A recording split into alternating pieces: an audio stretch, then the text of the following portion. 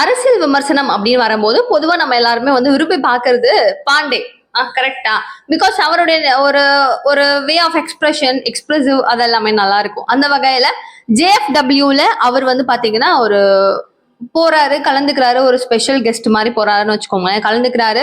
அது வந்து என்டையரா வந்து உமன்ஸ்க்கான ஒரு அவார்ட் ஃபங்க்ஷன்ஸ் அங்க நடக்குது. ஸோ எனக்கு மகளிர்கள் வந்து ரொம்ப முக்கியம், ரொம்ப தேவை, அவங்களுக்காக ஒரு அவார்ட் கொடுக்கணும் அப்படிங்கிற ஃபங்க்ஷனுக்கு என்ன அழைச்சதுல ரொம்ப சந்தோஷம் அப்படின்னு சொல்லிட்டு ரொம்ப ரொம்ப ஒரு ஹார்ட்ஃபுல்லா அவர் வந்து அந்த வீடியோஸ் எல்லாமே பேசி அங்க இருக்கிறவங்களுக்கு எல்லாம் ஒரு பெரிய நன்றி எல்லாம் சொல்றாரு. அண்ட் முக்கியமா அங்க வந்து ஒரு ஒரு எப்படி சொல்றது, ஒரு கேம் மாதிரி வைக்கிறாங்கன்னு வச்சுக்கோங்களேன். லைக் ஒரு பொலிட்டீஷியனுடைய ஒரு போட்டோ வருது, அந்த போட்டோவை பார்த்துட்டு உங்களுக்கு என்ன கேள்விகள் கேட்கணும், அவங்க கிட்ட நீங்க கேட்கணும் அப்படின்னு நினைப்பீங்க அப்படிங்கிற மாதிரியும், அடுத்து வந்து அதை பத்தி என்னாவது விமர்சனம் கொடுக்கணும்னா என்ன பண்ணுவீங்க அப்படிங்கிற மாதிரி பல விஷயங்கள் வந்து அங்க கேட்கப்படுது. சோ அந்த இடத்துல இப்ப நிறைய பொலிட்டீஷியன்ஸ் வந்திருக்காங்க, மு.க. ஸ்டாலின் அவர்கள், உதயநிதி ஸ்டாலின் அவர்கள், அண்ணாமலை அப்படின்னு. சோ அவர்களை பற்றி இவர் ரொம்ப சுவாரஸ்யமா சொன்ன விஷயங்கள் என்ன அப்படிங்கிறது தான் என்டையர் வீடியோ. சூப்பரா இருக்கும், மிஸ் பண்ணிடாதீங்க. அனைவருக்கும் வணக்கம். நீங்க பாத்துட்டு இருக்கிறது கல்கிற நியூஸ் அண்ட் நான் தீபிகா.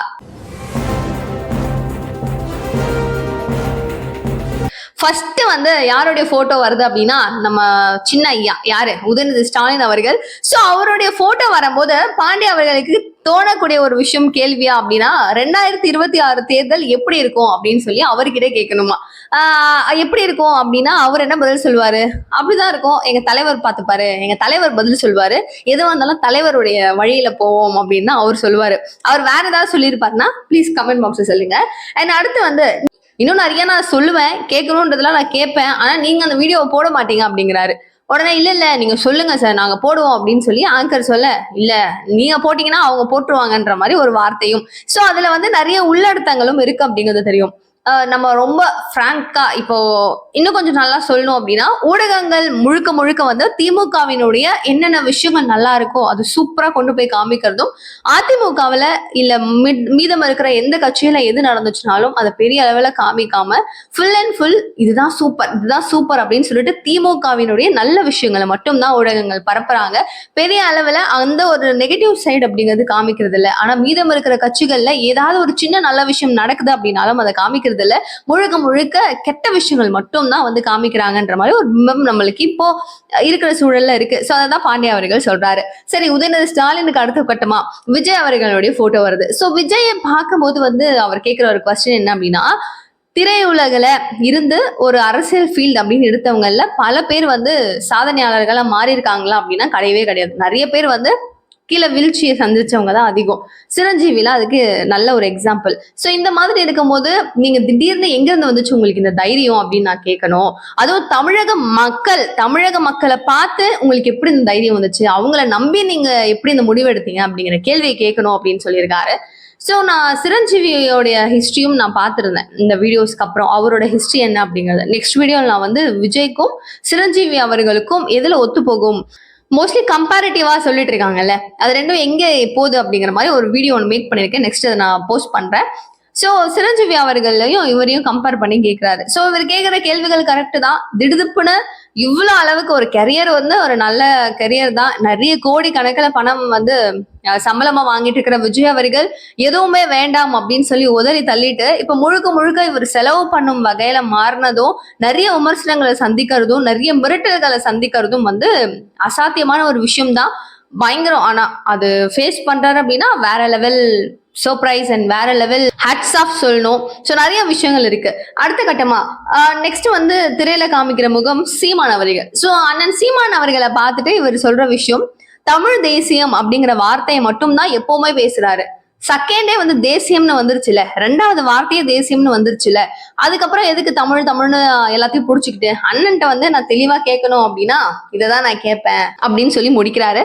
அடுத்து எல்லாரும் எதிர்பார்த்தோம், ஆர்வலோட எதிர்பார்த்தோம், அண்ணாமலை கிடையாது, ஸ்டாலின் அவர்களை பத்தி ஒரு போட்டோ வருது. சோ ஸ்டாலின் அவர்களை பத்தி நீங்க என்ன நினைக்கிறீங்க அப்படின்னு சொல்லி கேட்கும் போது அவர் சொல்ற விஷயம், கூட்டணி கட்சிகள் எப்படிதான் எந்த மாதிரி வம்பிழுத்தாலும் காது கொடுத்து கேட்காம அப்படி அப்படி மண்டையை ஆட்டிட்டு அசால்ட்டா போறாரு பாத்தீங்களா, அவருக்கு வந்து அது எப்படி அப்படிங்கறத நான் கேட்டே ஆகணும், கோவமே வராம இருக்காருல்ல, அது எப்படின்றது தான் நான் பார்க்கணும், அவருடைய ஆளுமையும் அதுதான் அப்படிங்கிற மாதிரி சொல்றாரு. பிகாஸ் ஆஸ் வி நோ, கூட்டணி கட்சிகள் சின்ன சின்ன ப்ரெஷர்ஸ் எல்லாம் கொடுக்கறது கிடையாது. உள்ள இருக்கிற அமைச்சர்கள் கூட இப்போ மு.க.ஸ்டாலின் அவர்கள் திமுக அப்படின்னு சொல்லி ஒட்டுமொத்தமா நம்ம விமர்சனம் பண்றோமே தவிர, அவருடைய ஒரு ஒரு கேரக்டர் அப்படிங்கிறது எப்படி இருக்கும் அப்படிங்கிறது நம்மளுக்கு பெரிய அளவுல தெரியாது. ஆனா மீதம் இருக்கிற அமைச்சர்கள், மீதம் இருக்கிற நிறைய பேச்சாளர்கள், அதாவது சூப்பர் சூப்பரா பேசுற பேச்சாளர்கள் இருக்காங்க பாத்தீங்களா, அவர்களாலதான் இந்த மாதிரி டேமேஜஸ் முழுக்க முழுக்க ஸ்டாலின் ஐயா அவர்களை சேருதோ அப்படிங்கிற மாதிரியான விமர்சனங்களை அதிகமாவே பார்க்க முடியுது இல்ல. அது இல்லாம எங்களுக்கு இத்தனை சீட்டு வேணும், அத்தனை சீட்டு வேணும் அப்படின்னு கேட்கறதும், உள்ளேயே இருக்கிற ஆட்களை எப்படி வந்து கட்டுக்கோப்பா வச்சுக்கணும் அப்படிங்கறதையும் அவர்கிட்ட தான் கத்துக்கணும். அவங்க கிட்ட வாங்குற விமர்சனங்களை தட்டி கொடுத்து தொடச்சு விட்டு போறதும் அவர்கிட்ட தான் கத்துக்கணும் அப்படிங்கிறது நிறைய பேர் சொல்ற விஷயம். பாண்டிய அவர்களும் அதை குறிப்பிட்டிருக்காரு. ஃபைனலி அண்ணாமலை அவர்களை பத்தி கேக்குறாங்க, இவரை பார்த்தா நீங்க என்ன கேட்பீங்க அப்படின்னு சொல்லிட்டு.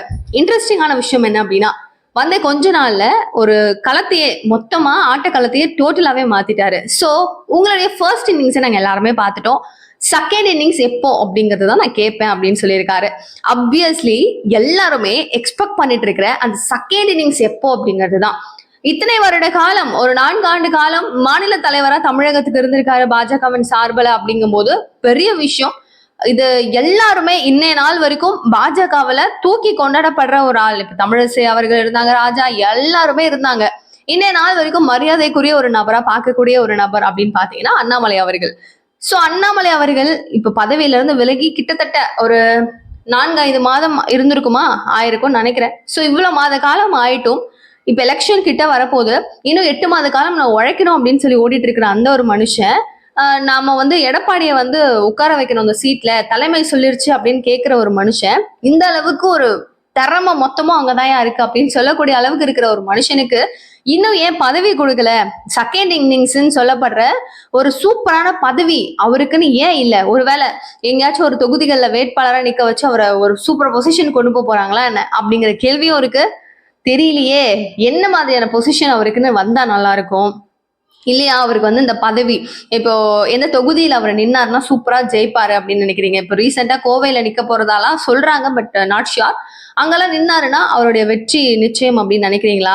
எம்எல்ஏ ஆயிடுவாரா? இது என்ன மாதிரிலாம் நீங்க நினைக்கிறீங்க பாத்துட்டு இருக்கவங்க? பிகாஸ் நம்மளோட சேனல்ல அண்ணாமலையினுடைய ஆதரவாளர்கள் எக்கச்சக்கம் அப்படிங்கிறது எனக்கு நல்லா தெரியும். ஸோ நீங்க என்ன நினைக்கிறீங்கன்றது டு பி ஃப்ராங்க் கமெண்ட் பாக்ஸ்ல சொல்லுங்க.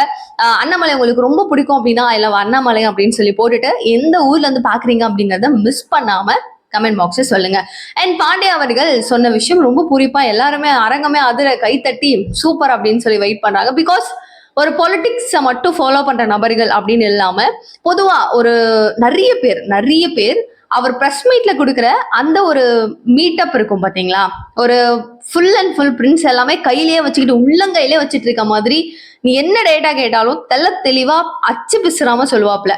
சோ அந்த மாதிரி ஒரு டேட்டாவை யாராலையும் சொல்ல முடியாது, யாராலையும் கொடுக்க முடியாது. அவருடைய ஒரு இன்டர்வியூவை பார்த்தா போதும், நைட்டு ஒரு மீட்டிங் நடத்துறாரு, பிரஸ் மீட் எல்லாம் பார்த்து சந்திச்சு பேசுறாரு அப்படின்னா அந்த ஒரு வீடியோவை பார்த்தா நம்மளுக்கு என்ன நாட்டு நடப்பு அப்படிங்கிறது தெளிவா புரிஞ்சிடும். அந்த அளவுக்கு நீட் அண்ட் கிளியரா பேசுறது அவரு. சோ தம்பி ராமையா அவரும் வந்து சொல்லியிருந்தாரு, நான்லாம் அவர் வந்து பிரஸ் மீட்டுக்கு மிகப்பெரிய ஃபேன் அப்படின்னு சொல்லி.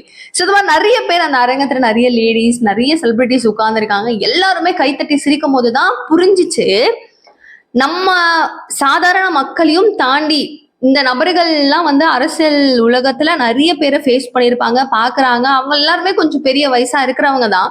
பட் அவங்களுக்கும் அவருடைய ஏதோ ஒண்ணு பிடிச்சிருக்குல்ல, அவருடைய way of style, way of politics, அவருடைய ஒரு அரசியல் வியூகம் அப்படின்னு சொல்லப்படுற அனைத்து வகையான விஷயங்களும் அண்ணாமலையினுடைய ஒரு பிளஸ்ஸா பார்த்து அவங்க கைத்தட்டி என்ஜாய் பண்றாங்கல்ல, அது உண்மையாவே சூப்பரா இருந்துச்சு. சோ கடைசியா வந்துட்டு அரசியல்வாதி அப்படின்னா ஒரு தனி ஸ்ட்ரென்த், அரசியலுக்குள்ள வராங்க அப்படின்னாவே அவங்க வந்து ஒரு தனிமையான ஒரு ஸ்ட்ரென்த் தான். இவங்க சிறந்தவங்க அவங்க சிறந்தவங்கன்னு சொல்ல முடியாது. எக்கச்சக்க கிரிட்டிசைஸ் வரும், கிரிட்டிசிசம் பண்ணுவாங்க. எல்லாத்தையுமே இந்த காதுல வாங்கி அந்த காதுல தள்ளிட்டு நம்மளுக்கு என்ன தேவை அப்படின்னு ஒரு முடிவெடுத்து போவாங்கல்ல, சீரியஸாவே அந்த உள்ள வந்துட்டாங்கன்னாவே அவங்கதான் அப்படின்னு சொல்லிட்டு பாண்டிய அவர்கள் அரசியல்வாதிகளை பத்தி ரொம்ப ரொம்ப ரொம்ப பெருமையாவே பேசியிருந்தாப்புல. அண்ட் கமல்ஹாசனை பத்தி ஒண்ணுமே சொல்லலையே இவரு அப்படின்னு சொல்லி நினைக்கும் போது கரெக்டா வந்து கமல்ஹாசன் வந்து நல்லா ஓடிட்டு இருந்த டிவி எல்லாம் உடைச்சிட்டு அப்படி இப்படி பண்ணாரு. ஆனா இப்ப என்ன பண்றாரு நம்மளுக்கு தெரியும்ல அப்படின்னு சொல்லி அங்கேயுமே ஒரு லாக் ஒண்ணு போட்டாரு. சோ கூட்டணி ஆச்சு, குடும்ப ஆட்சி உங்களுக்கு வேணுமா, ஓட்டு போடுவீங்களா அப்படின்னு கேட்ட கமல்ஹாசன் அவர்கள் கூட்டத்துல, அதாவது அவங்களுடைய ஆட்சிக்குள்ள, அவங்களுடைய கட்சிக்குள்ள இருந்த ஒரு நபர்களும் கெழுந்து திமுக பக்கம் போனோடனே கடைசியில யாருமே இல்லையா, எல்லாரும் போயிட்டீங்களா, சரி நானும் வரேன் வெயிட் பண்ணுங்க அப்படின்னு சொல்லும் வகையில இவர் போய் அங்க சேர்ந்தானா பாருங்க, சூப்பர்ல, ராஜ்யசபா சீட் கிடைச்சிருச்சு, வேற என்ன வேணும். ஸோ ஃபைனலி 2026 தேர்தல்ல யாரு ஜெயிப்பாங்க, எந்த கட்சி வரும்னு நீங்க நினைக்கிறீங்கன்னு சொல்லும் போது பாஜகவை சார்ந்தவர் தான் வந்து பாண்டே அப்படிங்கிறது நம்மளுக்கு தெரியும். ஆனாலும் அவர் சொன்னது தேர்தல் வியூகம் அப்படின்னு சொல்லி வரும்போது முழுக்க வந்து இன்னைய தேதி வரைக்கும் திமுக தான் வந்து வெற்றி பெறதுக்கான வாய்ப்பு அதிகம் அப்படின்னு சொல்லி சொன்னாரு. ஆப்வியஸ்லி நம்மளுக்கும் தெரியும், நம்ம 1000 கத்தி கூச்சல விடலாம், அப்படி பண்ணலாம் இப்படி பண்ணலாம், பட் திமுக நிறைய பிளேசஸ்ல லீடிங்ல இருக்கு அப்படிங்கிறது நம்மளுக்கு தெரியும். பிகாஸ் ஜென்ரேஷன், நம்ம தாத்தா, நம்மளுடைய பாட்டி, நம்மளுடைய ஃபேமிலி இத்தனை காலமா அப்படிதான் அப்படின்லாம் பண்றாங்கல்ல, அந்த ஒரு கூட்டமும் வந்து ஹையஸ்ட் ரேட்டை பிடிப்பாங்க அப்படின்றதுல மாற்றுக்கிறது கிடையாது. அதையும் தாண்டி ஒரு மேஜிக் நடக்குது அப்படின்னா முழுக்க எதிர்கட்சி அவங்களுடைய வேலைப்பாடுகள் தான் லாஸ்ட் ஒரு 8 நாள் 10 நாள் தான் டிசைட் பண்ணும் எலெக்ஷன்ல யார் வின் பண்ண போறாங்க அப்படிங்கறத. அந்த 8-10 நாள்ல எதிர்கட்சியா இருக்கிறவங்க இது இவங்களுடைய முகத்தை எப்படி வெளில கொண்டு வர போறாங்கன்றதுலதான் இருக்குன்னு சொல்லும் போதே அங்க போயிடுச்சுங்க. அதிமுகவை யோசிச்சு பாருங்க. அதுவும் இப்போ இந்த தூய்மை பணியாளர்கள் பிரச்சனை வந்துச்சு, இவங்க நினைச்சிருந்தா என்னென்னவோ பண்ணிருக்கலாம். பட் என்ன பண்ணாங்கன்னு கேட்டா பாக்கெட்ல எடுத்து இப்படி காட்டுவாங்கல்ல, அந்த மாதிரிதான். சோ பிரதான எதிர்கட்சியா இருக்கும்போது அதிமுக வந்து ஆளும் கட்சியா இருக்கும்போது திமுக எதிர்கட்சியினரா செம்ம வேலை பார்த்தாங்க, மக்களுடைய மனசாட்சியா நின்னாங்க. ஆனா அதிமுக அதே வேலையை பார்க்கணுமா இல்லையா அப்படிங்கிற கேள்விக்கான பதில் அதிமுக கிட்டே இப்போ கிடையாது. சரி பார்ப்போம் என்னதான் லாஸ்ட் நடக்க போகுது அப்படிங்கறத. நிகழ்கால நிகழ்வுகள் ஒன்னொன்னு கூட நீங்க தெரிஞ்சுக்கிறதுக்கு சேனலை சப்ஸ்கிரைப் பண்ணிக்கோங்க. தேங்க்யூ சோ மச் ஃபார் வாட்சிங் திஸ் வீடியோ. பாய்.